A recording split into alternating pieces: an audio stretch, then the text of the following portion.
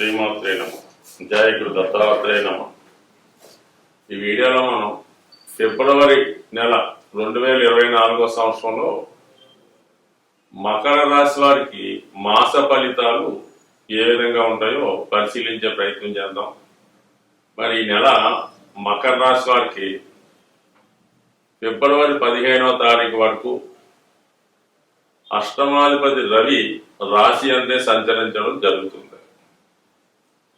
ఒక విధంగా భాగ్యాధిపతి బుధుడితో కలిసి కూడా ఉండడం వల్ల ఒక విధమైనటువంటి రాజయోగం, అంటే విపరీత రాజయోగం ఏర్పడింది అన్నమాట. అంటే రెండు దుస్థానాధిపతులు, 6వ స్థానాధిపతి 8వ స్థానాధిపతి కలిసి రాశి అందు సంచరించడం ఒక విధంగా జాతకుడికి ముఖ్యంగా శత్రువులపై విజయాన్ని, అలాగే నూతన ఆదాయం కొరకు చేసే ప్రయత్నాలు కొంతవరకు కలిసి వచ్చే అవకాశం ఉంది. ఏదన్నా ఇది విద్యారంగంలో ఉన్న వాళ్ళకి, ఆధ్యాత్మిక రంగంలో ఉన్న వాళ్ళకి, అలాగే దినసరి ఆదాయం కొరకు జీవనోపాధి సాగిస్తున్న వారికి ఒక విధంగా అనుకూలమైన ఫలితమే అనొచ్చు. ఏదో విధంగా వాళ్ళకి ఆదాయం మార్గాలు ఏర్పడతాయి, ప్రభుత్వ సహకారం లభించే అవకాశం ఉంది, మొత్తం మీద కొత్త ఉపాధి అవకాశాలు ఏర్పడతాయి.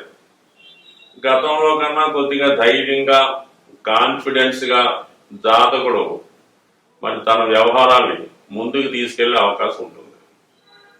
ఇక 12వ స్థానంలో శుక్రుడు, అంటే ఈ శుక్రుడు ఈ రాశి వారికి యోగకారకుడు, దశమాధిపతిగా 1000 స్థానంలో ఉన్నాడు.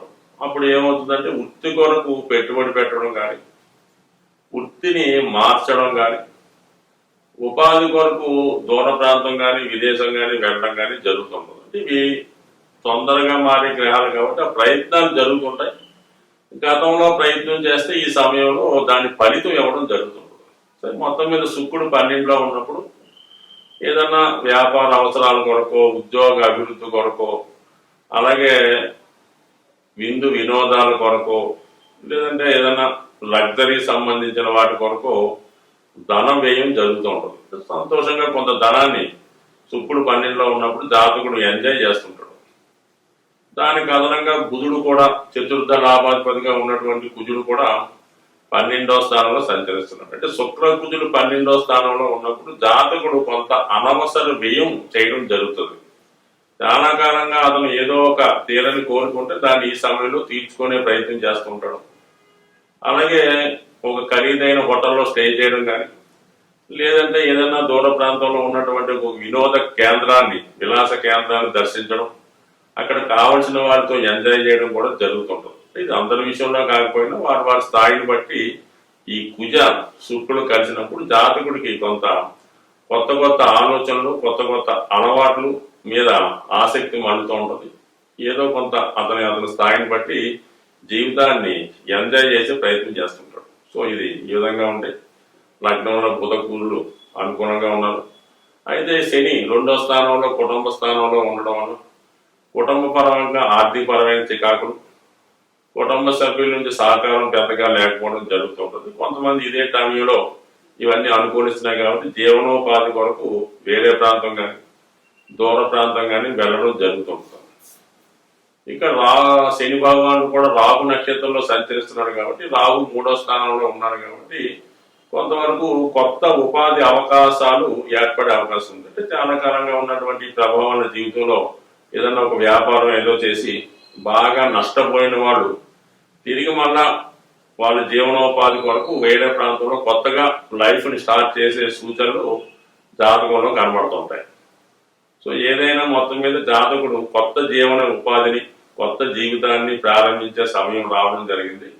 ఇక్కడ నుంచైనా కొంత అభివృద్ధి జాతకుడికి వచ్చే అవకాశం ఉంది. మరి ఈ గ్రహాల అనుకూలత వల్ల మరి ఎక్కువగా 4, 12 స్థానాల అధిపతులు ఎక్సెల్, అంటే చతుర్థాధిపతిగా ఉన్నటువంటి కుజుడు 12లో ఉండడం, 12లో ఉన్నటువంటి గురువు 4వ స్థానంలో ఉన్నాడు కాబట్టి ప్లేస్ ఆఫ్ చేంజ్ జరుగుతుంది. సో ఇది భార్య ప్రోత్సాహంతోనూ, ఏదైనా ఒక స్త్రీ ప్రోత్సాహంతో మీరు ప్లేస్ ఆఫ్ చేంజ్ రావడం జరుగుతుంది.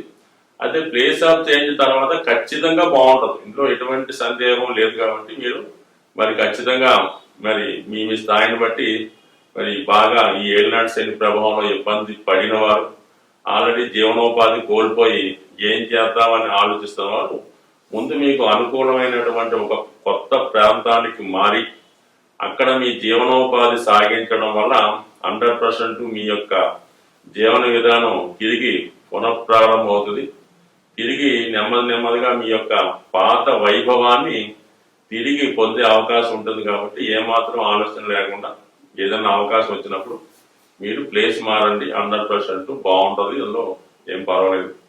అది రాహు కూడా 3వ స్థానంలో ఉన్నాడు కాబట్టి మీకు మిత్రులు, చిన్ననాటి మిత్రులు కానీ అనుకోకుండా పరిచయమైన మిత్రులు కానీ మీకు మీరు నిలదొక్కుకోవడానికి తగు విధంగా సహాయం చేయడం కూడా జరుగుతుంటుంది. ఏదన్నా ఒక చాలా కాలం తర్వాత మంచి రోజులు వచ్చాయని అనుకొని మీ జీవన విధానాన్ని తిరిగి ప్రారంభించడం వల్ల 100% కొత్త లైఫ్ ప్రారంభమవుతుంది. అయితే ఎంత కొత్త లైఫ్ ప్రారంభించినా మరి ఈ కుజ శుక్రుల కలయిక వల్ల వచ్చిన ధనాన్ని మళ్ళా పాత పద్ధతిలోనే మరి కొంత వేస్ట్ ఖర్చులు, అనవసర ఖర్చులు తగ్గించుకొని ముందుకు వెళ్తే అనుకూలంగా ఉంటుంది. బట్ ఏదైనా ఈ రాశి వారు నిరంతరం ప్రస్తుతమే కాదు ఎల్లప్పుడూ కూడా హనుమాన్ ఆరాధన, అంటే ఈ రాశి వారికి కుజస్థానం అయినటువంటి వృశ్చిక రాశి బాధక స్థానం, అందులో కుజుడు బాధకుడు. అటువంటి కుజుడు యొక్క అనుగ్రహం ఉంటేనే జాతకుడు జీవితంలో అభివృద్ధి చెందుతుంటాడు. సో ఆ కారణం వల్ల కుజగ్రహ అనుగ్రహం కోసం హనుమాన్ చాలీస పారాయణ, హనుమాన్ ఆరాధన, మంగళవారం రోజు నియమంగా ఉండడం, ఇవన్నీ చేసుకోవడం వల్ల అతి తొందరలోనే జాతకుడు తిరిగి పూర్వ వైభవాన్ని పొందుతాడని ఆశిస్తూ స్వస్తి. శ్రీమాత్రే నమః. జయ గురు దత్తాత్రేయ నమః. ఈ వీడియోలో మనం 2024వ సంవత్సరం ఫిబ్రవరి నెల మాస ఫలితాలు మేషరాశి వారికి ఏ విధంగా ఉండబోతున్నాయి అన్న విషయాన్ని మనం ఈ వీడియోలో పరిశీలించే ప్రయత్నం చేద్దాం. మరి ఫిబ్రవరి మాసంలో గ్రహస్థితి పరిశీలించినప్పుడు ఈ మాసం అంతా ఇంచుమించుగా గురుగ్రహ సంచారం మేషరాశి అందే ఉండడం ఈ రాశి వారికి కలిసి వచ్చే అంశం. అలాగే 11వ స్థానంలో శనిగ్రహ సంచారం కూడా జాతకులకి అనుకూలంగానే ఉన్నది.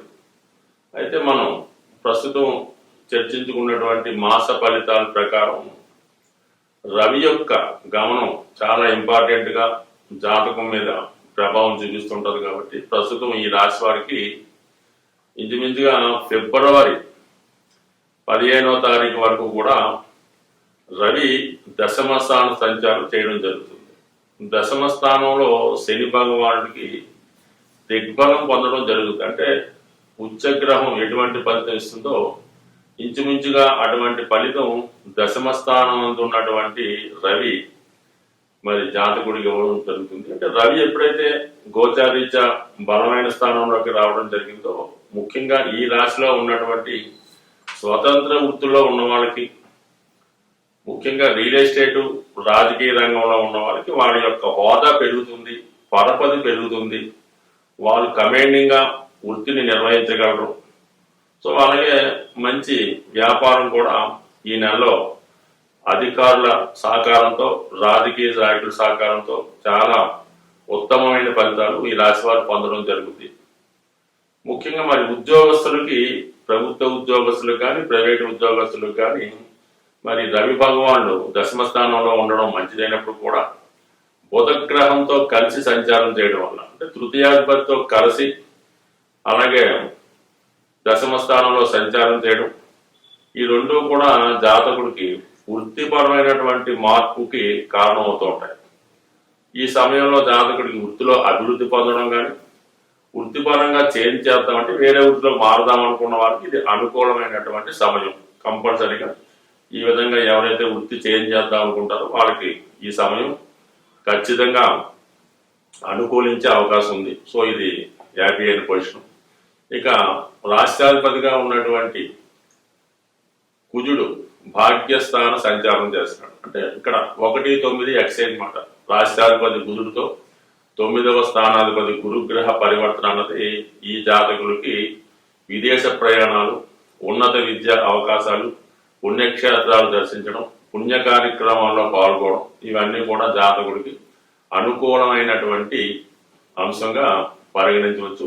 మొత్తం మీద నెలంతా కూడా ఈ గురుబలం ఈ జాతకులకు అనుకూలంగా ఉంటుంది. మరి ఎక్స్చేంజ్ వల్ల శుక్రగ్రహంతో గురువు కలిసి 9వ స్థానంలో ఉన్నటువంటి ఫలితాన్ని ఇవ్వడం వల్ల ముఖ్యంగా వివాహానికి సంబంధించినటువంటి విషయాలు పరిష్కారం అయ్యే అవకాశం ఉంది. అంటే వివాహ సంబంధాలు కానీ, వివాహం నిశ్చయం అవ్వడం కానీ, వివాహంలో ఉన్నటువంటి సమస్యలు పరిష్కారం అవ్వడం కానీ జరిగే అవకాశం ఉంది. ముఖ్యంగా వివాహం కొరకు ఎదురు చూస్తున్నటువంటి వారికి 100% ఈ స్థితి. ఎందుకంటే మరి రాష్ట్రాధిపతిగా ఉన్నటువంటి కుజుడు మరి సప్తమాధిపతి శుక్రుడితో కలిసి 9వ స్థానంలో ఉండడం, అక్కడ గురు కుజుల పరివర్తన, ఇవన్నీ కూడా మరి గతంలో మీరు ఏదైనా వివాహ సంబంధం ప్రయత్నం చేసి అది ఏదో విధంగా ఆగిపోయి ఉంటే తిరిగి మళ్ళా పునఃప్రయత్నం చేయడం వల్ల ఆ వివాహ సంబంధం కుదిరే అవకాశం కూడా ఉంది.